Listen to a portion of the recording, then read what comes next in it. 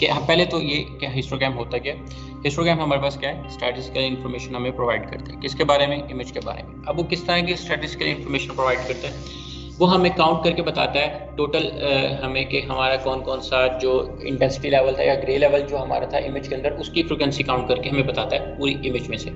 ठीक है, उसके साथ हमें कुछ और भी बताता है। अगर हम स्टैटिस्टिकल इन्फॉर्मेशन की बात करते हैं, अगर हमारे पास काउंट जो होगा डार्कर पिक्सल्स का ज़्यादा होगा तो हम उससे ये गेट कर सकते हैं कि हमारी इमेज जो है वो डार्क है। अगर वो वाइट साइड रीजन वाले पिक्सल्स का ज़्यादा होगा काउंट, तो हम ये गेट कर सकते हैं कि हमारी जो इमेज है वो वाइट इमेज हो सकता है होगा। ये तो हमने देख लिया था। फिर हमने कहा था जी हिस्टोग्राम तो हम देख लेते हैं। हिस्टोग्राम के ऊपर अब अगर इमेज इनहैंसमेंट की हम बात करते हैं तो हमने कंट्रास्ट स्ट्रेचिंग के जरिए भी हमने इमेज को इनहैंस करके देखा था। कंट्रास्ट स्ट्रेचिंग भी इमेज को बेसिकली इनहैंस ही करती। अब प्रोसेसिंग किस तरह से होगी, हमने ये पहली क्लास के अंदर देखा था जब हम पॉइंट ऑपरेशंस के अंदर आए थे। हमने कहा था कि जिस तरह का हमारा प्रॉब्लम होगा हम उसी तरह का हम उसका सोल्यूशन डिज़ाइन करेंगे, ऐसी था। फिर अब प्रॉब्लम के अंदर हमने आहिस्ता आहिस्ता चलते आए तो हमने प्रॉब्लम्स के अंदर हमने देखा कि हम ट्रांसफॉर्मेशन फंक्शन में आ रहे थे। पहले हमने बेसिक लीनियर ट्रांसफॉर्मेशन फंक्शन देखे, हमने खुद से ड्रा करके देखे, हमने पिक्सल्स की वैल्यूज को ऐड प्लस माइनस इस तरह से ऑपरेट परफॉर्म करके देखा। फिर हमने ट्रांसफॉर्मेशन फंक्शन बना के देखा था नेगेटिव इमेजेस का। उसके बाद हमने ट्रांसफॉर्मेशन फंक्शन के साथ हमने हिस्टोग्राम ड्रा करके देखा, हमने ग्रे लेवल स्लाइसिंग पढ़ी, हमने बिट लेवल स्लाइसिंग पढ़ी, बिट प्लेन स्लाइसिंग पढ़ी। फिर उसके अंदर हमने पॉइंट ऑपरेशन के अंदर हमने हिस्टोग्राम की भी बात कर ली थी। इमेज को इनहैंस करने के लिए हम हिस्टोग्राम से कैसे इमेज को इनहैंसमेंट की बात करते हैं। अब इमेज इनहैंसमेंट की हमने बात की थी। हमने कहा था कि वहाँ पे हम इमेज को हिस्टोग्राम को अगर हम इक्वलाइज कर दें तो हमारे पास जो कंसंट्रेटेड हमारे पास हिस्टोग्राम के अंदर वैल्यूज जो पड़ी हुई होंगी फ्रीक्वेंसीज, वो क्या होंगी, हमारी स्ट्रेच हो जाएंगी। ठीक है, अब बात यहाँ पे वही आ जाती है, हम कंट्रास्ट स्ट्रेचिंग के अंदर भी स्ट्रेच कर रहे थे, अपनी डायनामिक रेंज को बढ़ा रहे थे, और हिस्टोग्राम के अंदर भी ये करते हैं। दोनों में डिफरेंस क्या है, दोनों में डिफरेंस ये है कि जो कंट्रास्ट स्ट्रेचिंग थी वो लेस हार्श है। वो लेस हार्श इस तरह से है, वो डायनामिक रेंज को बढ़ाती है, लेकिन उसकी जो पीक होती है ना किसी जगह पे, इंटेंसिटी जो रेंज की जो पीक है वो उसको थोड़ा सा कम करती है, ज़्यादा कम नहीं करती है। लेकिन हिस्टोग्राम इक्वलाइजेशन के अंदर बिल्कुल ऑपोजिट होता है।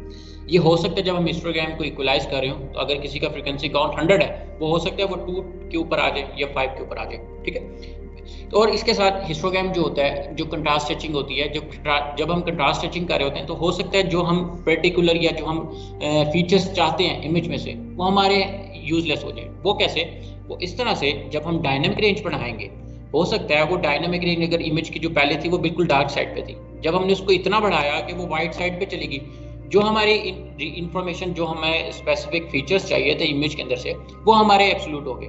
ठीक है, लेकिन इधर क्या होगा, जब हम हिस्टोग्राम के अंदर बात करेंगे तो इसके अंदर क्या होगा, यूनिफॉर्म डिस्ट्रीब्यूशन हो जाएगी, यानी कुछ ब्लैक के अंदर भी रहेगा, कुछ व्हाइट के अंदर भी आएगा। जो हो सकता है हमें यहाँ पे अपनी मर्जी से जो हम चाह रहे थे वो हमें मिल जाए।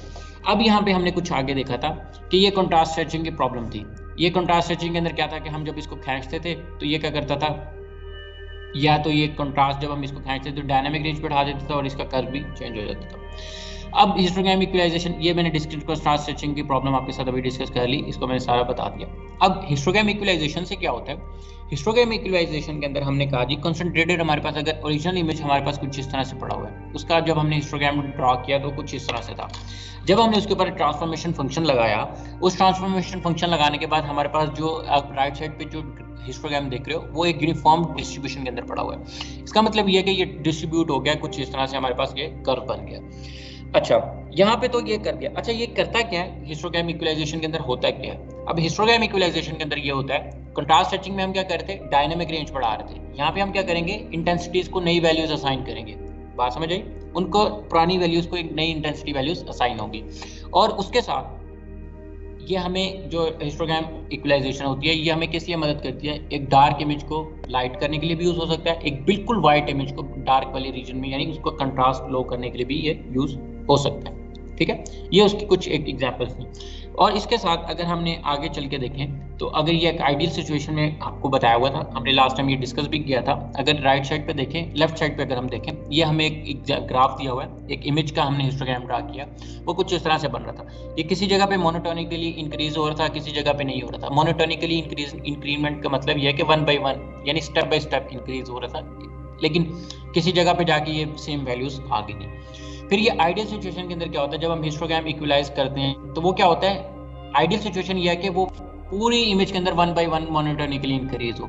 ठीक है, आइडियल सिचुएशन से यही होगी ना। तो ये आइडियल सिचुएशन का आपको एक ग्राफ बना के दिया हुआ है कि ट्रांसफॉर्मेशन फंक्शन अगर हमने इमेज के ऊपर अप्लाई किया तो उसकी ट्रांसफॉर्म होने के बाद ये हमारे पास कुछ ग्राफ इस तरह से आ जाएगा, ठीक है।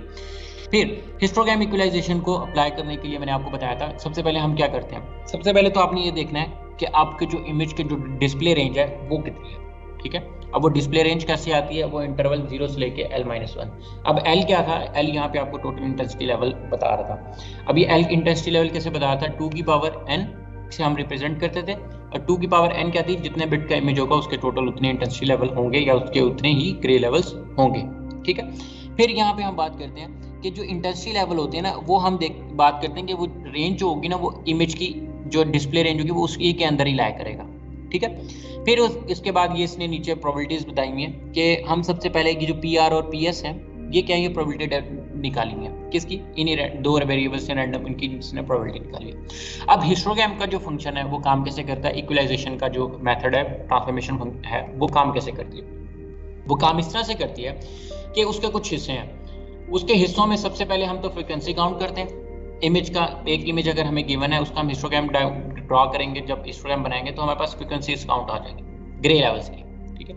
उसके बाद हम उन टोटल ग्रे लेवल्स का सम करते हैं, उनकी फिर हम उसकी बेस के ऊपर हम हर एक ग्रे लेवल की हम इंटेंसिटी प्रोबेबिलिटी देख के उसकी प्रोबेबिलिटी निकाल लेते हैं, प्रोबेबिलिटी डेंसिटी फंक्शन कैलकुलेट करते हैं। अब वो कैलकुलेट कैसे होता है, अगर फॉर एग्जांपल हमने बात पिछली दफा भी करके देखा था, आज हम फिर से देखते हैं कि हमने कहा था जी अगर ग्रे लेवल पूरी इमेज में 8 टाइम्स आया और टोटल पिक्सेल्स कितने, नंबर ऑफ पिक्सेल्स कितने हैं, अगर टोटल नंबर ऑफ पिक्सल 64 है या टोटल नंबर ऑफ पिक्सल 128 है, तो 8 डिवाइड बाय 128 मतलब 0 की प्रोबेबिलिटी निकाल रहे हैं ना, कितने परसेंट चांस है, तो वो इसके बराबर आएगा, ठीक है। फिर हमने कहा जी इस तरह से हमारे जितने भी अवेलेबल ग्रे लेवल्स होंगे हम उन सबकी प्रोबेबिलिटी कैलकुलेट कर लेंगे। ये करने के बाद हम लेते हैं कम्युलेटिव डेंसिटी फंक्शन कैलकुलेट। अब कम्युलेटिव क्या होता है वो आगे हम चल के देखते हैं। यहाँ पे हमने ये प्रोबेबिलिटी फंक्शन क्या था, एक डिस्क्रीट फंक्शन होता है, ये इसने कुछ टर्म्स बताई हुई हैं कि अगर हम जो हमारे number of pixel grey level के हिसाब से जो उनका काउंट था वो हम ऊपर रखेंगे, उसको टोटल से डिवाइड कर देंगे, जितने टोटल नंबर ऑफ पिक्सल के अंदर इमेजेस से, उससे हमारे पास क्या होगा, उसकी प्रोबेबिलिटी निकलेगी, ठीक है।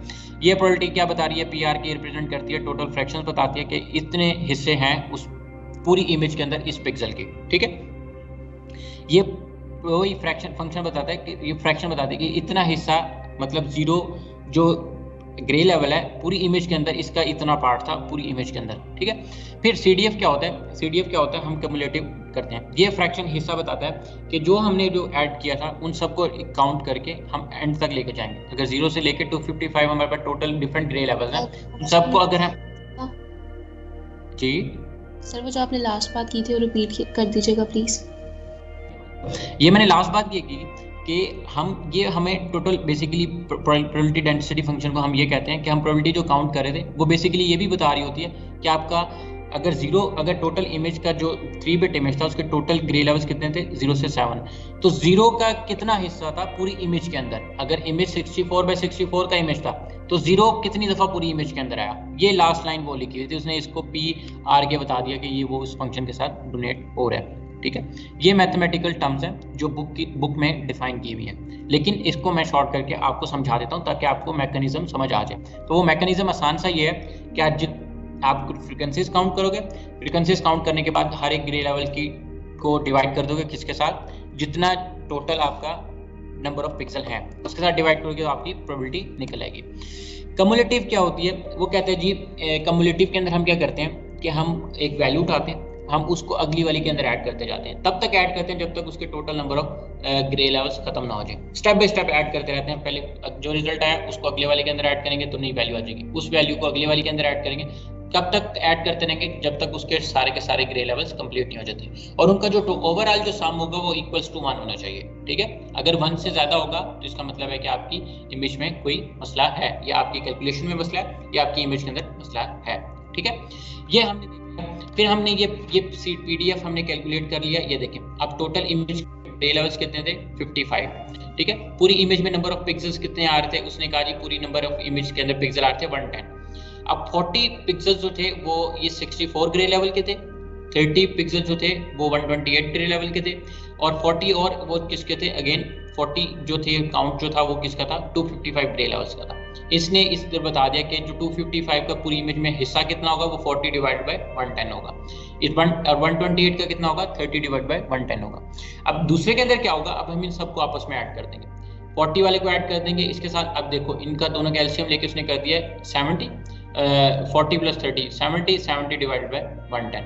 अब 110 70 को प्लस ऐड कर दिया 40 के साथ, तो 110 डिवाइड बाय कितना आ गया, 1 आ गया। उसने कहा सर ये 110 कहाँ से आया?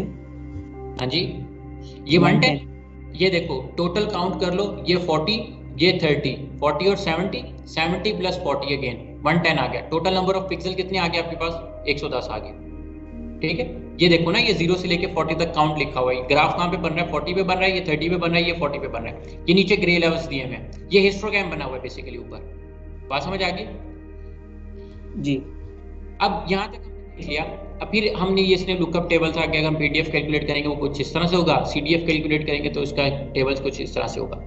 फिर उसके बाद ये उसने कहा जी अगर ओरिजिनल इमेज ये था, जब हमने उसके ऊपर हिस्टोग्राम इक्वलाइज किया तो उसके बाद क्या हुआ, ये आप देखो कि ये 0 वाले रीजन के ऊपर भी कुछ वैल्यूज आ गई, ये नॉर्मल डिस्ट्रीब्यूशन में आ गया, ना ये बिल्कुल हाई पे था ना एक लो पे था, ये सारी वैल्यूज आपस में इक्वली डिस्ट्रीब्यूट होके आ गई। ठीक है, अब ये काम कैसे करता है, अगर ये एक एग्जाम्पल देखो, अभी मैंने आपको ऊपर एक बताया था, ये हिस्टोग्राम इक्वलाइजेशन हम क्यों करते हैं, हो सकता है ये क्या करता है, डार्क इमेज को इंप्रूव करता है।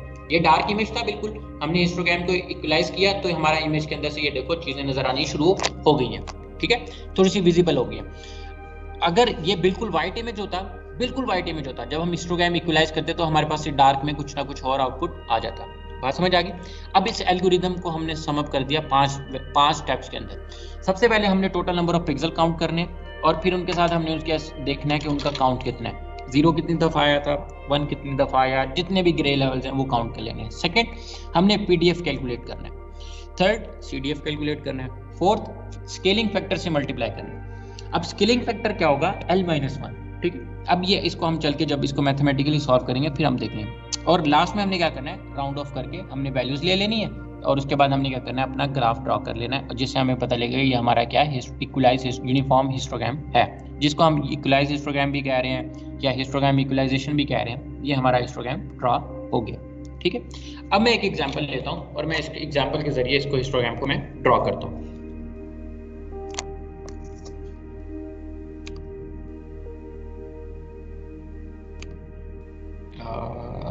ये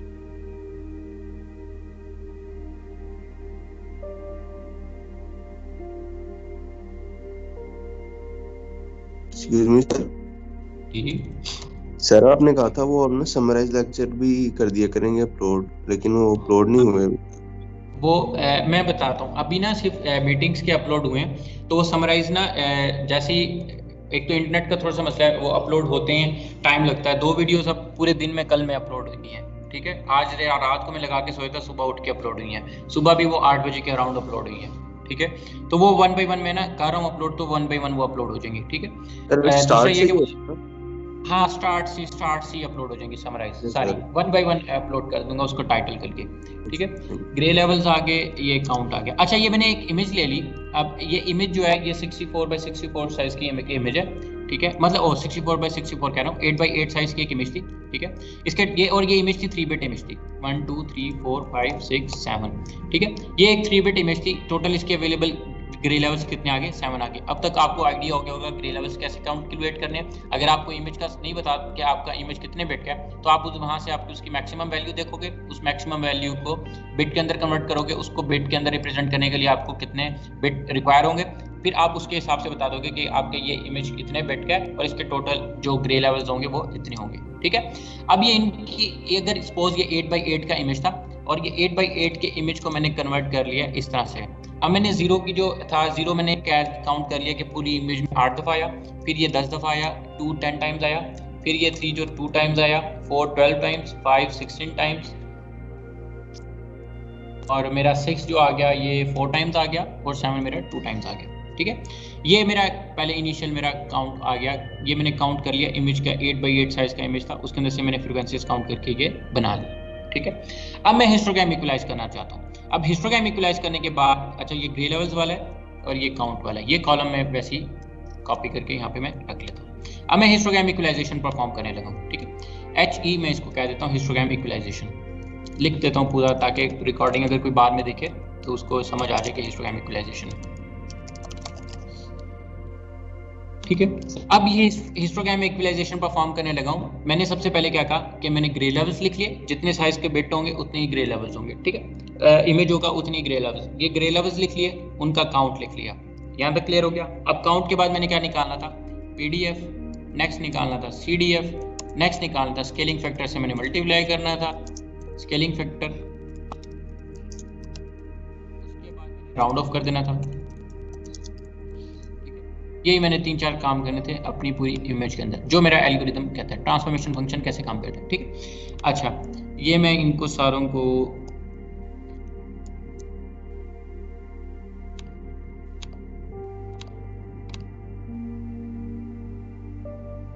हाईलाइट कर लिया। अब प्रोबेबिलिटी काउंट करने के लिए सबसे पहले मुझे क्या चाहिए, टोटल काउंट चाहिए। अगर आपको पता है इमेज का साइज क्या है, 8x8 है, तो टोटल 8x8, 8 × 64, तो 864 होगा।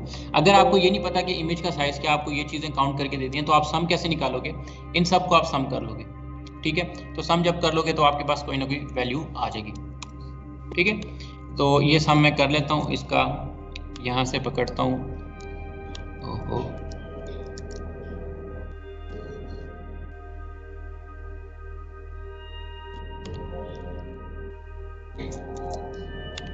ये कॉलन,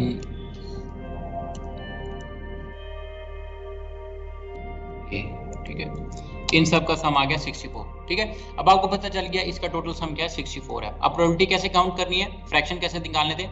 अगर टोटल 0 कितनी दफा आया पूरी इमेज में, 8 टाइम्स आया, और टोटल पिक्सल कितने थे, 64 थे, तो 8 डिवाइडेड बाय 64, ठीक है, 8 डिवाइडेड बाय 64, एंटर पे, सॉरी,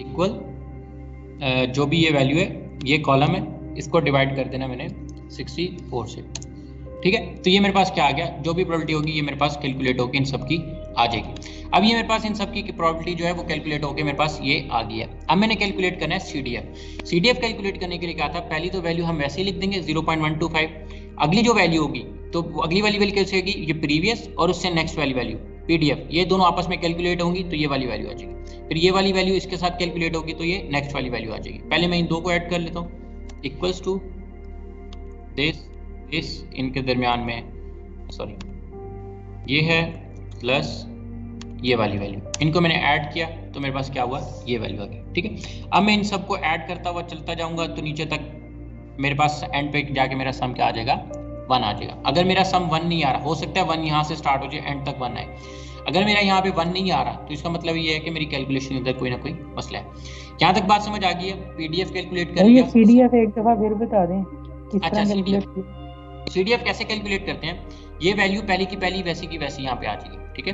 फिर इसके बाद जो अगली वैल्यू होगी, ये इस वाली वैल्यू को इस वाली वैल्यू के अंदर ऐड करेंगे, इस वाली को इस वाली के अंदर हम ऐड करेंगे, इसको इसके अंदर जब ऐड किया ये हमारे पास कोई रिजल्ट आ गया, ठीक है। फिर इस वाली वैल्यू को इसके साथ ऐड करेंगे तो ये रिजल्ट आ जाएगा, फिर ये वाली वैल्यू इसके साथ ऐड होगी तो ये रिजल्ट आ जाएगा, ठीक है। जब ये करते हुए चले जाएंगे तो जो लास्ट में होगा वो हमारे पास 1 आना चाहिए, सबका सम 1 हो सकता है यहाँ से स्टार्ट हो जाए तो एंड तक 1 जाए, तो घबराना नहीं है, एंड पे क्या आंसर क्या आना चाहिए, 1 ही रहना चाहिए। ये ना हो 1 से क्रॉस करो, जब 1 से क्रॉस करेगा तो हमारे पास क्या होगा, कोई ना कोई एरर होगा। यहाँ तक क्लियर है। PDF आ गया, CDF आ गया, अब स्केलिंग फैक्टर आ गया। अब स्केलिंग फैक्टर क्या है, स्केलिंग फैक्टर आपका क्या है, L-1। हमने स्केलिंग फैक्टर को किसके साथ मल्टीप्लाई करना है, CDF के साथ मल्टीप्लाई करना है, ठीक है, CDF के साथ मल्टीप्लाई करना है।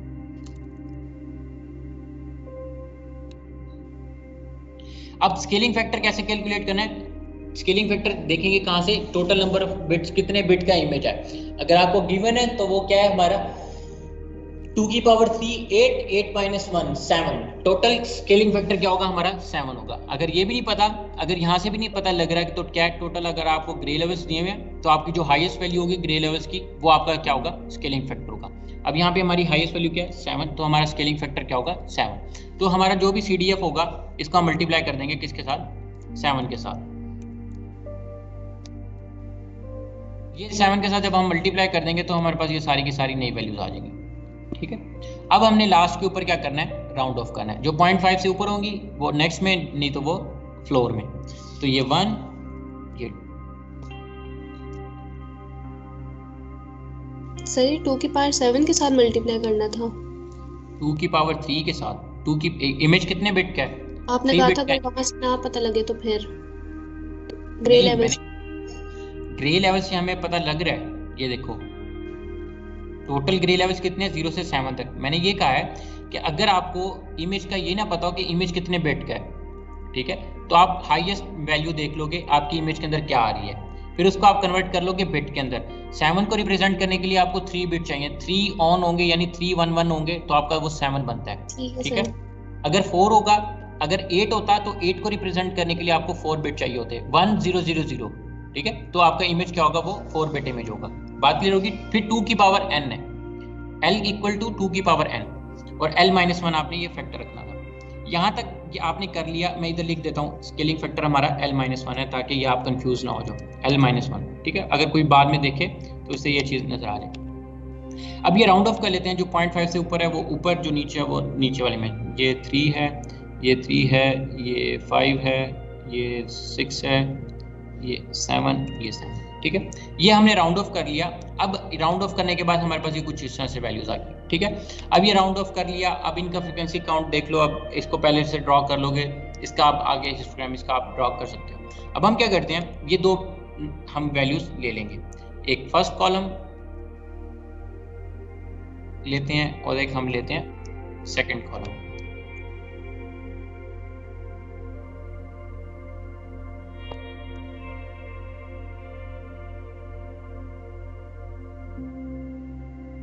अब ये हमारे पास क्या हो गया, ये हमारे पास हिस्टोग्राम इक्वलाइज फॉर्म में हमारे पास आ गया। ये नई पुरानी इंटेंसिटी वैल्यूज को अब एक नई इंटेंसिटी वैल्यू असाइन होगी, ठीक है। 0 1 के बराबर है, 1 2 है। जहां जहां पे इमेज के अंदर हमारे पास 1 0 होगा वहां पे हम उसको 1 के साथ रिप्लेस कर देंगे, जहां 1 होगा उसको 2 के साथ। इस तरह हम रिप्लेसमेंट का काम कर लेंगे, ठीक है। और एंड पे हम जाके क्या करेंगे, उनका अगर ग्राफ बना लेंगे तो वो आप लोगों को दोनों हिस्टोग्राम में डिफरेंस नजर आ जाएगा। यहाँ तक क्लियर हो गया। अब यहाँ तक हमने देख लिया कि हमारा हिस्टोग्राम इक्वलाइजेशन होती कैसे है। ये सारी चीज हिस्टोग्राम इक्वलाइजेशन क्या है। ये एक एग्जांपल थी, उसने ये दे के एग्जांपल इसको सॉल्व किया हुआ है। हमने भी क्या किया, इसी तरह की एक एग्जांपल ली, उसको हमने सॉल्व कर लिया। अब उसके बाद क्या था, ये हिस्टोग्राम उसने दिखाए हुए कि ये डार्क इमेज था, इसका हिस्टोग्राम कुछ इस तरह से बन रहा था। ये लाइट इमेज, इसका हिस्टोग्राम इस तरह से बन रहा था। फिर ये यूनिफॉर्म के अंदर हमने कन्वर्ट किया तो ये उसका हिस्टोग्राम इस तरह से बन गया, ठीक है। ये ट्रांसफॉर्मेशन फंक्शन अप्लाई करने के बाद की इमेजेस दिखाई। और फिर उसके बाद ये उसने दिखाया कि अगर ये ब्लैक इमेज था, बिल्कुल इसको हमने नॉर्मलाइज फॉर्म में किया तो ये हमारे पास क्या हुआ, ये एक इक्वल इसमें डार्क इमेज को हमने इंप्रूव किया तो ये व्हाइट वाले हिस्से में भी ऐड हुआ। तो ये कुछ सर ये इक्वलाइजेशन अगर जब हम लोग अप्लाई करते हैं किसी पिक्चर पे तो जो नई वैल्यूज आती हैं वो ऑटोमेटिकली इसको बेहतर कर देती हैं। हाँ, वो नई वैल्यूज, जाहिर सी बात है ना। अब देखो ये पहले सारी वैल्यूज यहाँ पे गिर रही थी, ठीक है। अब आपने इसको जब इक्वलाइज किया, ये वैल्यूज जंप करके ये देखो ये पूरे ग्राफ में फैल गई हैं। तो क्या हुआ, कुछ वैल्यूज जो डार्क पिक्सल थे वो लाइट हो जाएंगे, जो हल्के हल्के व्हाइट थे वो बिल्कुल डार्क हो जाएंगे, बिल्कुल व्हाइट हो जाएंगे, या उनकी फ्रीक्वेंसीज चेंज हो जाएंगी, ठीक है। कर्व चेंज हो जाएगा ना, वैल्यूज चेंज हो जाएंगे हमारे पास। फिर ये कुछ की उसकी एग्जांपल्स थी, ये कुछ उस तरह की एग्जांपल दी थी। ये उसने बताया जी कि अब ये डिफरेंस आ गया। ये मैं डिफरेंस आपको पहले बता के चला गया हूँ, स्टार्ट में मैंने लेक्चर के बता दिया था कि हिस्टोग्राम इक्वलाइजेशन क्या है। एक सोफिस्टिकेटेड वर्जन है कंट्रास्ट स्ट्रेचिंग का। कंट्रास्ट स्ट्रेचिंग में हम डायनामिक रेंज करते थे, इंक्रीज, लेकिन यहाँ पे हम क्या कर रहे हैं, रेंज तो भी बढ़ा रहे हैं, लेकिन हम क्या कर रहे हैं, उनके जो वैल्यूज है, इंटेंसिटी वैल्यूज है, उनको हम नई वैल्यूज असाइन कर रहे हैं। वहाँ पे हम उनको नई वैल्यूज असाइन नहीं करते थे, लेकिन उनको हम बढ़ा देते थे और कुछ वैल्यूज ऐड करते थे अपनी डायनामिक रेंज के अंदर। और दूसरी चीज नीचे लिखी हुई है कि इनहैंसमेंट जो होगी इसके अंदर वो लेस हार्श होगी, ठीक है, कंट्रास्ट स्ट्रेचिंग। लेकिन हिस्टोग्राम के अंदर क्या हो सकती है, हार्श भी हो सकती है। हो सकता है वो बिल्कुल डार्क इमेज को व्हाइट इमेज की तरफ ले जाए, ठीक है। ये हमारा क्या हो गया, हिस्टोग्राम हो गया। फिर उसके बाद ये कुछ एग्जांपल हैं, इसने नीचे लिखा हुआ कि अडैप्टिव हिस्टोग्राम क्या होगा, कि हम इसके अडैप्टिव हिस्टोग्राम ये होता है कि हम ना एक विंडो लेते हैं, एक सिलेक्ट करते हैं विंडो, हम उस विंडो को पूरी इमेज के ऊपर स्लाइड करते हुए जाते रहते हैं। अब ये जो विंडो है ना, ये कुछ इस तरह से होगी। ये कर्नल साइज होता है, जो मैंने आपको शायद फिल्टर बताया था कि फिल्टर का जो हमारा एक साइज होगा, अगर वो 3x3 का फिल्टर का साइज होगा तो हम उसको पूरी इमेज के ऊपर मूव करेंगे। ये इमेज के ऊपर इसने इसको मूव किया हुआ है, ठीक है। दो विंडो है, एक स्लाइडिंग विंडो है, एक टाइलिंग है। टाइलिंग के अंदर हम मैच करते हुए जाते हैं, ब्लॉक करके स्मूथ कर रहे होते हैं, ये काम करते हैं। लेकिन स्लाइडिंग के अंदर, विंडो के अंदर क्या होता है कि हम इतने रीजन लेते हैं, इसका हिस्टोग्राम लेते हैं, इसके हिस्टोग्राम को हम क्या करते हैं, इक्वलाइज कर देते हैं, फिर इसको यहाँ पे नई वैल्यूज असाइन करते हैं, फिर इसको अगले के ऊपर ले जाते हैं, फिर उस हिस्टोग्राम को इक्वलाइज करते हैं, फिर अगले के ऊपर विंडो 1 बाय 1 हम इसको मूव करते हुए, ये स्लाइडिंग के अंदर मूव करते हुए हिस्टोग्राम को इक्वलाइज करते हुए चले जाते हैं पूरी इमेज के ऊपर, ठीक है। या पूरी इमेज का एक ही दफा हम हिस्टोग्राम लेते हैं और उसको हम इक्वलाइज कर देते हैं। यहाँ तक तो ये बात हो गई थी। अब आप लोगों को हिस्टोग्राम स्पेसिफिकेशन करना है। अब हिस्टोग्राम इक्वलाइजेशन के अंदर क्या था, ये दो ही काम कर रहा था, या तो ये डार्कर को इमेज को इंप्रूव करता है, या व्हाइट वाली इमेज को क्या करता था, इंप्रूव कर रहा था, ठीक है। अब हिस्टोग्राम स्पेसिफिकेशन क्या है, यहाँ पे नोट करें कि इमेज एनहांसमेंट जो है वो हमारी किसके ऊपर डिपेंड करती है, जिस तरह की हमारी प्रॉब्लम होगी उसी तरह की हमारी इमेज एनहांसमेंट होगी, ठीक है। अब इमेज एनहांसमेंट की बात आती है। अब हमें हिस्टोग्राम तो हमेशा कोई भी एक इमेज होगी वो हिस्टोग्राम क्या करेगा, उसका इक्वलाइजेशन ड्रा कर देगा, जिससे क्या होगा, अगर वो इमेज डार्क था तो वो व्हाइट भी हो सकता है, अगर वो व्हाइट था वो डार्क भी हो सकता है। ये दो काम ही कर रहा था। अब हम क्या करते हैं, अब हिस्टोग्राम की कुछ एप्लीकेशंस हमने लास्ट टाइम देखी थी, मैंने आपको बताया था कि हिस्टोग्राम की एप्लीकेशन के अंदर हमारे पास क्या क्या चीजें आती हैं। हम एवरेजेस, ये एंट्रोपी, इनको छोड़ो, आप डायरेक्ट इसके ऊपर चलते हैं। ये कुछ एप्लीकेशन है, पैटर्न डिटेक्शन कर सकते हैं हिस्टोग्राम की मदद से, इनहैंसमेंट अडैप्टिव कर सकते हैं अपनी मर्जी से, कि पूरी इमेज के अंदर किसी जगह पे भी हम अगर चेंज करना चाहें, इनहैंसमेंट करना चाहें, वो भी हम काम कर सकते हैं। उसके अलावा हम ट्रैकिंग वाला भी काम कर सकते हैं, हम हिस्टोग्राम मैच करके हम ट्रैक कर सकते हैं, ये वाली हम कुछ काम कर सकते हैं, ठीक है। उसकी कुछ हिस्टोग्राम की कुछ और एग्जांपल है, कहाँ पे हम हिस्टोग्राम यूज कर सकते हैं। हम अब इमेज की प्रॉपर्टीज ऐड करें, इमेज का एवरेज कैलकुलेट करने के लिए यूज कर सकते हैं, इमेज का कंट्रास्ट कैलकुलेट करने के लिए, इमेज का एरिया देखने के लिए हम हिस्टोग्राम यूज कर सकते हैं। उसके अलावा थ्रेशोल्ड को सिलेक्शन थ्रेशोल्ड का मतलब ये है कि अगर हम इस इमेज के इस कॉर्नर वाले अगर हिस्से के ऊपर हम सिर्फ थ्रेशोल्ड लगाना चाहते हैं, ये भी हम हिस्टोग्राम से अप्लाई कर सकते हैं, ठीक है। और उसके बाद इमेज का डिस्टेंस कैलकुलेट कर सकते हैं, इमेज कितनी दूर हमारे से पड़ा है लिया गया था। उसके बाद इमेज एनहांसमेंट के अंदर आ जाएगा हिस्टोग्राम स्ट्रेचिंग, हिस्टोग्राम स्ट्रेचिंग और स्पेसिफिकेशन है, और हिस्टोग्राम इक्वलाइजेशन है। हमने इक्वलाइजेशन पढ़ लिया, अब हम चलते हैं हिस्टोग्राम मैचिंग, जिसको हम कहते हैं हिस्टोग्राम स्पेसिफिकेशन, ठीक है। अगर हिस्टोग्राम स्पेसिफिकेशन के अंदर क्या होता है कि अब यहाँ पे हम एक, पहले हम क्या करते थे, हिस्टोग्राम के अंदर एक ही इमेज, इनपुट इमेज होता था, हम उस इनपुट इमेज के ऊपर क्या करते थे, हिस्टोग्राम इक्वलाइज का परफॉर्म करते, तो आउटपुट में हमारे पास क्या आता था, वही सेम इमेज का रिजल्ट आ जाता था, ऐसे ही था। लेकिन स्पेसिफिकेशन के अंदर हम क्या करेंगे, एक हमारा इनपुट इमेज होगा, एक हमारा टारगेट इमेज होगा। टारगेट इमेज क्या होगा, हमने टारगेट इमेज होगा उसी इमेज से रेलेवेंट होगा जिस तरह का हम इमेज को इनहैंस करना चाहते हैं। बात समझ आई, एक इनपुट इमेज, एक टारगेट इमेज, दोनों के हम हिस्टोग्राम को आपस में मैच करेंगे। इनपुट इमेज के हिस्टोग्राम को, टारगेट इमेज के हिस्टोग्राम को हम आपस में मैच करेंगे। बात समझ आती है, दोनों का हम आपस में मैच करेंगे, फिर उन दोनों को मैच करके हम क्या करेंगे, उनको चेक करेंगे कि हमारी इनहैंसमेंट उस तरह से हो जाएगी। यहाँ पे बात आती है अडैप्टिव इनहैंसमेंट की, ठीक है। अब ये इनहैंसमेंट क्या है, अब यहाँ पे हो सकता है जिस तरह का स्पेसिफाइड हिस्टोग्राम होगा, इमेज होगा, यानी रेफरेंस इमेज होगा, यहाँ पे हम इसको कहते हैं स्पेसिफाइड हिस्टोग्राम, ठीक है। हम उसको उसके साथ मैच करें तो हम क्या करेंगे, इमेज के अंदर इनहैंसमेंट ला सकते हैं। बात समझ आ गई। वो इन्वेस्टमेंट हमेशा ना तो वो डार्क को ब्लैक करेगी, ना वो ब्लैक को डार्क करेगी। अब वो डिपेंड किसके ऊपर करेगी, जिस तरह का आपने स्पेसिफिक या आपने रेफरेंस के तौर पे आपने हिस्टोग्राम दिया, इमेज दिया, उसका हिस्टोग्राम ड्रा किया, उसको आपने दिया पास करने के लिए, जब वो मैच हुआ तो वो उसी तरह का आपको देगा। अप्रोक्सीमेटेड होगा, ये नहीं कि वो सेम वैसे का वैसे आएगा, लेकिन अप्रोक्सीमेशन होगी, ठीक, क्लोज उसके आंसर होगा। हिस्टोग्राम मैचिंग या histogram specification is a transformation of an image so that its histogram matches a specified histogram। ये हिस्टोग्राम स्पेसिफिकेशन क्या है, एक वो मेथड है कि आप इस तरह से इमेज को ट्रांसफॉर्म करते हो कि वो जो आप जिस तरह की इमेज के साथ आप रेफरेंस के साथ इमेज को बनाना चाह रहे हो अपनी इमेज को, वो उसके साथ जाके मैच होगा। ये एक स्टेप क्या है, ये एक अप्रोक्सीमेशन का स्टेप है। यहाँ तक बात समझ आ गई। अब हम आगे जाने से पहले मैं आपको एक असाइनमेंट देता हूँ, 15 मिनट की असाइनमेंट है। आपने इसको 15 मिनट की असाइनमेंट के अंदर आपने इसको मुझे करके सबमिट कराना है। अब वो सबमिट क्या करवाना है, अब ये तो हमने फॉर एग्जांपल ये जो हमारा इमेज था, ये हमारा इनपुट इमेज था, ठीक है। इस इनपुट इमेज को हमने इक्वलाइज कर लिया। अब जो टारगेट इमेज है, मैं आपको टारगेट इमेज देता हूँ, आपने इस टारगेट इमेज का इक्वलाइजेशन करनी है, ठीक है। अब इस टारगेट इमेज को आप इक्वलाइजेशन करके मुझे आप ये दो वैल्यूज बताओगे, ये सबमिट आप पूरे का पूरा करवाओगे, जिसके अंदर आप काउंट करोगे, पीडीएफ सीडीएफ निकालोगे, स्केलिंग फैक्टर के साथ भी मल्टीप्लाई करोगे और राउंड ऑफ करके वैल्यूज दोगे। लेकिन आउटपुट में फाइनल जो आप वैल्यूज मुझे बताओगे, जब लिखवाओगे मैं आपसे सवाल लूंगा, तो ये दो वैल्यूज कॉलम्स होंगे, ठीक है। सबमिट आपने पूरा करवाना है। तो ये इनपुट इमेज था, ये टारगेट इमेज में यहाँ पे बना लेता हूँ, मैं से टारगेट इमेज यहाँ पे ड्रॉ कर लेता हूँ। अच्छा, एक और चीज यहाँ पे याद रखनी है, हिस्टोग्राम स्पेसिफिकेशन के अंदर हिस्टोग्राम स्पेसिफिकेशन या हिस्टोग्राम मैचिंग तभी होगी अगर दोनों इमेजेस सेम साइज के होंगे। बात समझ आई? अगर दोनों इमेजेस का साइज सेम नहीं होगा तो हिस्टोग्राम मैचिंग कभी भी परफॉर्म नहीं हो सकती। यहाँ तक क्लियर हो गया? ये आपकी एक इमेज है, ये मैंने आपको इमेज दे दिया, इसका मैंने आगे साइज भी लिख दिया कि 8x8 साइज का है, ठीक है। आपने इसके ऊपर क्या करना है, इमेज हिस्टोग्राम इक्विलाइजेशन अप्लाई करनी है। हिस्टोग्राम इक्विलाइजेशन आपने इस इमेज के ऊपर अप्लाई करके मुझे सबमिशन करवानी है जी। हमने बात की, अब हम चलते हैं, हमने पहले देख लिया हिस्टोग्राम इक्विलाइजेशन, हमने देख लिया हिस्टोग्राम इक्विलाइज करके हमने इमेज का देख लिया। अब हिस्टोग्राम इक्विलाइज करने से क्या था, हमारे पास अप्रोक्सीमेशन आती थी एक यूनिफॉर्म हिस्टोग्राम की, ठीक है। अब वो उससे क्या होता था कि हमारा डार्कर इमेज इंप्रूव होके थोड़ा सा लाइट इमेज हो जाता था, ऐसी था। फिर हम यहाँ हमारा बिल्कुल वाइट इमेज था, जो बिल्कुल वॉश्ड आउट इमेज था, यानी बिल्कुल वाइट इमेज था, वो हमारा क्या हो जाता था, थोड़ा सा डार्क होके एक बैलेंस्ड इमेज बन जाता था, ऐसी था। फिर हमने कहा ये दो काम ही अगर हम हिस्टोग्राम इक्विलाइजेशन करते रहेंगे तो हमारे ये दो काम भी परफॉर्म होंगे, हमारे इमेज और तरह से इनहेंस नहीं हो सकता। फिर हमने उसके लिए एक कॉन्सेप्ट निकाला, इमेज हिस्टोग्राम मैचिंग।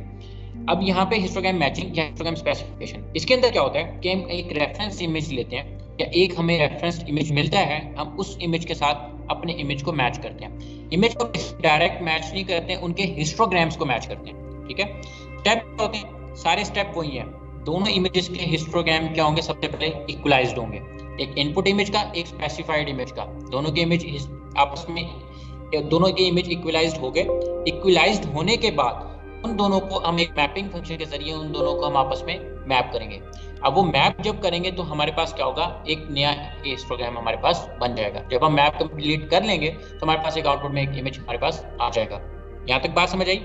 दोनों को इक्वलाइज हिस्टोग्राम लेने हैं, उनको फिर आपस में हमने मैप करके मैच कर लेना है। अब उसकी एग्जांपल क्या है कि ये अगर मैं इसकी कुछ इन्फॉर्मेशन ये स्लाइड्स के अंदर गिवन है, मैं आपको यहाँ से बता के फिर हम उसको मैपिंग कर लेते हैं। वो कहता है जी, histogram equalisation does not allow interactive image enhancement and generate only one result. मैंने आपको जो अभी बात इसको सादी में समझा दी। वो क्या कहते हैं, दूसरा approximation to uniform image histogram. Second, sometime तो we need to able to specify particular histogram shape. हमें सामने क्या होता है, कुछ डिफरेंट शेप्स हमें हिस्टोग्राम की चाहिए होती हैं, रीजन्स के ऊपर हमें हिस्टोग्राम, तो वहाँ पे हम ये काम नहीं कर सकते। या कुछ हमें हाईलाइट्स करने होते हैं फीचर, हम उन फीचर्स को भी हिस्टोग्राम यूनिफॉर्म के जरिए यानी हिस्टोग्राम इक्वलाइजेशन के जरिए हम हाईलाइट नहीं कर सकते। यहाँ पे क्या कॉन्सेप्ट आता है, हिस्टोग्राम मैचिंग या हिस्टोग्राम स्पेसिफिकेशन। इसके अंदर क्या होता है कि हम एक रेफरेंस हिस्टोग्राम को हम उस जो इनपुट इमेज है उसके हिस्टोग्राम के साथ हम मैच करते हैं। अब ये हिस्टोग्राम मैच कैसे होते हैं, ये वही सारा कुछ हिस्टोग्राम इक्वलाइजेशन के कॉन्सेप्ट दोबारा से रिवाइज हुए हैं। हिस्टोग्राम मैच के अंदर क्या होता है, स्पेसिफिकेशन के अंदर हम हिस्टोग्राम मान लेते हैं, उसको हम टारगेट करते हैं कि हमने जो स्पेसिफिकेशन जो हमने सेकंड रेफरेंस हिस्टोग्राम लिया उसको हम टारगेट करते हैं कि हमारा इनपुट इमेज जो हम दे रहे हैं ये क्या हो, ये उस तरह का हिस्टोग्राम इसका ड्रा हो जाना चाहिए, ठीक है। हिस्टोग्राम उस तरह का ड्रा तो नहीं होगा, लेकिन हम उसके अप्रोक्सीमेटेड कुछ ना कुछ वैल्यूज बना लेंगे, ठीक है। हिस्टोग्राम स्पेसिफिकेशन के अंदर क्या है कि modifies an image histogram into an arbitrary intensity distribution may not uniform. ये यूनिफॉर्म नहीं हो सकता, बात समझ आ गई, ये अनयूनिफॉर्म भी होता है। लेकिन हमने क्या करना है, ये टारगेट करना है किसके साथ, अपने रेफरेंस इमेज के साथ। बात समझ आ गई? अब हम चलते हैं इसकी कैलकुलेशन के ऊपर। मैंने आपको ये हमारी ये क्या थी, ये हमारी इनपुट इमेज थी, ठीक है। मैं इसके यहाँ पे लिख लेता हूँ इनपुट इमेज, इनपुट हिस्टोग्राम, ये हमारे इनपुट इमेज का, ठीक है। और ये हमारा क्या था, स्पेसिफाइड यानी रेफरेंस स्पेसिफाइड हिस्टोग्राम, ठीक है, हिस्टोग्राम। यहां तक क्लियर हो गया? अब हमने इस हिस्टोग्राम को इस हिस्टोग्राम की तरह बनाना है, ठीक है। इस हिस्टोग्राम को इस हिस्टोग्राम की तरह बनाना है। इसका मतलब क्या है कि जहां पे अगर 4 है, इसका काउंट है 12, लेकिन यहाँ पे इसका काउंट किया 20, और यहाँ पे 0 लेवल की जो थे उसका काउंट क्या आ रहा है, 8 आ रहा है, और इसको यहाँ पे क्या आना चाहिए, 0 होना चाहिए, ठीक है। हम एक एग्जांपल लेते हैं, जब हम इसको ड्रा करेंगे तो कुछ दोनों की कुछ इस तरह से आ रहे होंगे, मैच हो रहे हैं। अब हमने क्या किया, ये इनपुट इमेज का हमने हिस्टोग्राम इक्वलाइज करके हमने ये बना लिया, ठीक है। राउंड ऑफ करके हमारे पास वैल्यूज आ गई, क्लियर हो गया। और अब जो आपको मैंने दिया था, अब आप उसका मुझे लिखवाओ कि उसका हिस्टोग्राम क्या बनेगा। ये इनपुट इक्वलाइज्ड है और ये मैं आउटपुट रेफरेंस स्पेसिफाइड कह लेता हूँ। ये जो मेरा स्पेसिफाइड था HE हिस्टोग्राम की इक्वलाइजेशन है, ठीक है। अब ये ग्रे लेवल्स तो सेम ही है और इसके राउंड ऑफ वैल्यूज। अब आप मुझे राउंड ऑफ वैल्यूज बताओ, आपने क्या लिखी, आपने क्या क्या आई कोई एक बता दे। 0 0 0 0 0 0 0 2 4 6 7 2 4 6 7, ठीक है। हाँ, ये अब हमारे पास आ गई। अब हमने क्या करना है, इनको आपस में मैप करना है।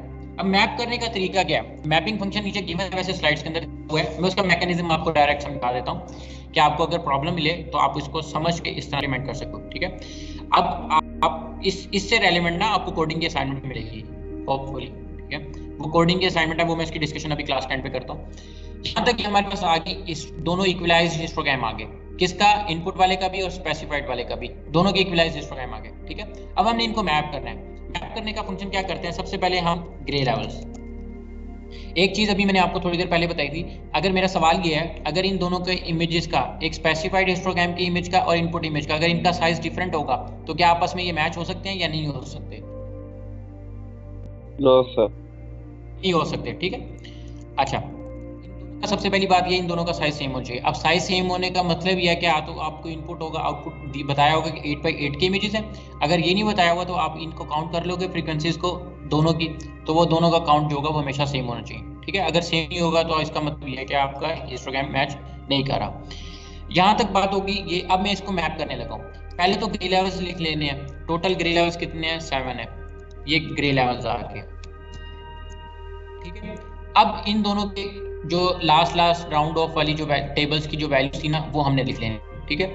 या आप इनपुट इमेज का आप कर लो कि टोटल पहले आखिरी कॉलम ले लेना है और अगले वाले के जो स्पेसिफाइड वाले का उसका आपने आखिरी कॉलम उठा लेना है, ठीक है। इसका मैंने पहले और आखिरी कॉलम उठा लिया। ये राउंड ऑफ वैल्यूज थी, इसको भी मैं उठा लेता हूँ। ये वाली वैल्यूज आ गई और ये वाली वैल्यूज आ गई स्पेसिफाइड हिस्टोग्राम से, ठीक है। ये भी मैंने यहाँ पे लिख ली। ये मेरी अब दोनों की राउंड है। ये इनपुट इमेज की है, ये मैं इसके शुरू में लिख देता हूँ इनपुट इमेज, और इसके स्टार्ट में लिख देता हूँ स्पेसिफाइड, यानी रेफरेंस जो हमारा हिस्टोग्राम था। अब यहाँ तक हो गया, हमारा ये सारा काम हो गया, परफॉर्म हो गया। अब हमने क्या करना है, मैप करना है। यहाँ पे मैपिंग हो रही है, फाइनल मैपिंग हो रही है, ठीक है। अब ये फाइनल मैपिंग होगी कैसे, अब इसका मैकेनिज्म आपने समझना है। यहाँ से हम देखेंगे सबसे पहले ग्रे लेवल। ग्रे लेवल क्या है, 0। इसकी जो इनपुट इमेज की जो नई इंटेंसिटी वैल्यू आई थी वो क्या थी, 0 1 थी, ठीक है। अब इस 1 को देखेंगे कि जो हमने स्पेसिफाई किया, जो इसकी इक्वलाइज के अंदर, उसके अंदर ये कहीं लाई करता था। अब ये देखो 1, इसके अंदर 1 कहीं पे आ रहा है, नहीं आ रहा पूरी इमेज में। अब 1 से नेक्स्ट क्या होगा, 2 को ढूंढेंगे। 2 देखो आ रहा है पूरी इमेज में, 2 आ रहा है। कहाँ पे 2 आ रहा है, यहाँ पे 2 आ रहा है, ठीक है। अब ये 2 किसकी लेवल के ऊपर मैप हुआ है, इसकी ये किसकी, यानी इसकी इंटेंसिटी वैल्यू क्या थी, 4 थी। तो अब हम इसको यहाँ पे क्या लिख देंगे, यहाँ पे हम लिख देंगे 4, ठीक है। फिर नेक्स्ट चलेंगे, नेक्स्ट क्या है, 1 है। 1 देखेंगे किसकी नई वैल्यू आ गई, 2। अब 2 देखा, यहाँ पे पूरी इमेज में 2 अवेलेबल था, 2 अवेलेबल था। 2 किसके ऊपर अवेलेबल था, 4 के ऊपर। हमने इसको मैप कर दिया 4 के साथ, ठीक है। फिर हम नेक्स्ट के ऊपर चलते हैं। नेक्स्ट आ गया सर जी।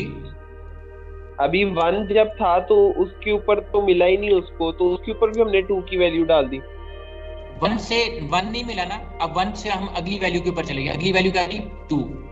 तो हमने 2 के साथ से 1 नहीं मिला, तो 1 की जो प्लेस होगी मैपिंग के अंदर, उधर हम क्या लिखेंगे, उसकी देखो ना, ये 1 था, ये 1 यहाँ पे नहीं मिला। हमने 1 से अगली वैल्यू देखनी है। अब 1 से अगली वैल्यू क्या होगी, 2। इधर रहते हुए देखनी है 2। तो देखा 2 अवेलेबल था, 2 हमने देखा वो मैप किसके साथ, 4 के साथ होता था। हमने उसको मैप कर दिया 4 के साथ, ठीक है। मतलब अगर आपकी नहीं मिली तो आप नेक्स्ट की देख लेंगे। हाँ, नेक्स्ट की देख लेनी है। अब सेम काम यहाँ पे करना है। इंटेंस ग्रे लेवल 2 था, इंटेंसिटी लेवल, इसकी नई वैल्यू क्या थी, 3। अब 3 स्पेसिफाइड वाले के अंदर अवेलेबल था, कहीं पे नहीं था, ठीक है। अब 3 का नेक्स्ट वाली वैल्यू क्या है, 4। 3 नेक्स्ट 4, तो 4 किसके ऊपर मैप हो रही थी, 5 के ऊपर। हम इसको 5 कर देंगे, ठीक है। इसी तरह 3 का नई वैल्यू क्या आई सर? जी पूछो। अच्छा ठीक है सर, अब मैं समझ गया, पहले नहीं समझा, ठीक। अच्छा, अब देखो ये 3 है, इसकी नई वैल्यू क्या आई, इनपुट इमेज के हिसाब से 3 आई, लेकिन 3 इस इमेज के अंदर कहीं नहीं था। 3 दोबारा देखेंगे, नेक्स्ट क्या 3 का 4 है, तो 4 किसके ऊपर मैप कर रहा है? 5 के ऊपर मैप कर रहा है, ठीक है। अब बाकी वैल्यूज मुझे आप बताओ, अब मैं तो पूछूंगा वो मुझे वैल्यू बताए कि नेक्स्ट वैल्यू क्या है, ठीक है। मैं यहाँ पे अगर मैं पूछता हूँ सुल्तान से, मैं पूछता हूँ सुल्तान मुझे बताए कि इसकी नेक्स्ट वैल्यू क्या आएगी। 5 है मैपिंग में, तो ये सर 5 से आ गए हैं, राउंड ऑफ में तो है नहीं हमारे पास। मैं बताता हूँ, ये देखो अभी हमने देखा 2 की नई वैल्यू इनपुट के हिसाब से आई थी 3।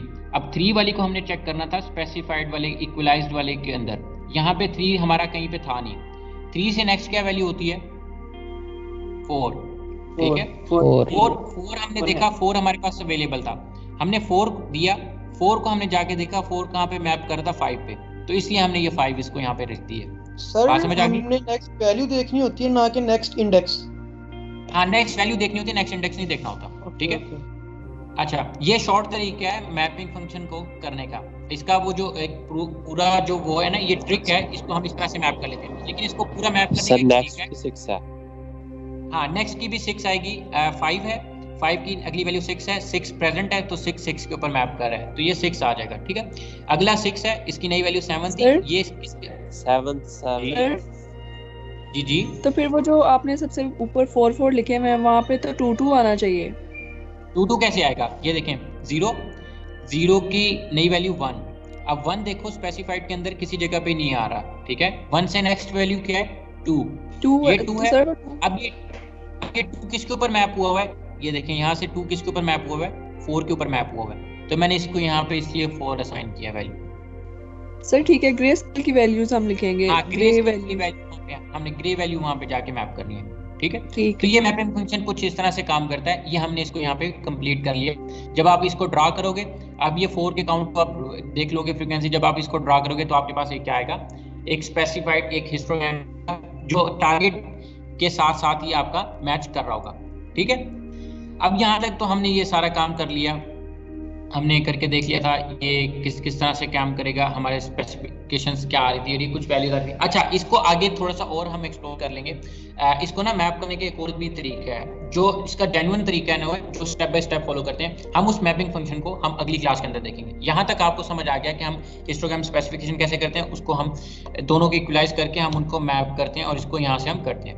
अगली क्लास के अंदर हम इसकी एक तो ऑक्टेव के ऊपर हम इसकी एग्जाम्पल्स लेंगे, हिस्टोग्राम ड्रा करके देखेंगे, हिस्टोग्राम नॉर्मलाइज करके देखेंगे, हिस्टोग्राम का ये करके देखेंगे, इसको मैच करके देखेंगे, ठीक है। ये जो मैचिंग होगी ये मैं आपको ना फंक्शन के जरिए करवाऊंगा, लेकिन आपने जो करना होगा, जैसे हिस्ट का एक फंक्शन है वो क्या करता है, हिस्टोग्राम ड्रा कर देता है, लेकिन आपने क्या करना होगा, आपने कोडिंग करनी होगी, ठीक है। यहाँ तक आपको समझ आ गया? मैं एक दफा स्लाइड्स दोबारा एक दफा आपको दिखा भी देता हूँ। जी पूछो। स्पेसिफाइड राउंड वाला कॉलम कहाँ से आया है? कॉलम कहाँ से आया? ये स्पेसिफाइड राउंड वाला? जी सर, ये मेरे भाई अभी आए हैं। ये देखो, ये वाली, ये मैंने नहीं सुना था। ये देखो, ये वाली वैल्यू है। मैंने अभी एक आपको एक्टिविटी जो थी, उस एक्टिविटी को आपने, ये जो आपको इमेज, इस इमेज का हिस्टोग्राम था, इसको आपने इक्वलाइज किया। समझ आ गई, यहाँ तक मैंने कर लिया है। हाँ, फिर इसी का कॉलम उठा के हमने यहाँ पे रख लिया था। दोनों के ग्रे लेवल उठाए, ग्रे लेवल सेम थे, यहाँ पे हमने ग्रे लेवल पे रख दिए। उसके बाद हमने क्या किया, ये फर्स्ट की राउंड ऑफ वैल्यू ले ली, और ये फिर स्पेसिफाइड जो आप लोगों ने मुझे लिखवाई कि इसकी ये वैल्यूज आ रही हैं, तो ये मैंने उनको वैल्यूज को उठा के यहाँ पे रख दिया। जो हमने किया, जो आपने किया, ये उन दोनों के हैं राउंड ऑफ वाले हैं। फिर हमने लास्ट में देखा हमने इसको मैप कैसे करना था, ठीक है। सर असाइनमेंट कब अपलोड होगी और कब सबमिशन है? किस चीज की? असाइनमेंट की? यस सर, असाइनमेंट अपलोड हुई है, 2 दिन हो गए हैं। ये देखो मैं दिखाता हूँ, सबमिशन में जाओ, सेक्शन डी है, ये देखो सबमिशन चल रही है, एक्टिव है। असाइनमेंट अपलोड है। ये देखो, पहले आपने क्या करना था, हिस्टोग्राम को इक्वलाइज किया, फिर किसके हिस्टोग्राम को इक्वलाइज किया? अच्छा सॉरी, ये कर दिया, ये वाला पार्ट में रिकॉर्ड कर ताकि ये स्लाइड वाला भी रिकॉर्ड हो जाए। ये देखो, हिस्टोग्राम स्पेसिफिकेशन के स्टेप्स आपको डिवाइड करके आसानी से समझा दी, आपको स्लाइड्स वाले चक्करों में पढ़ना पड़ेगा।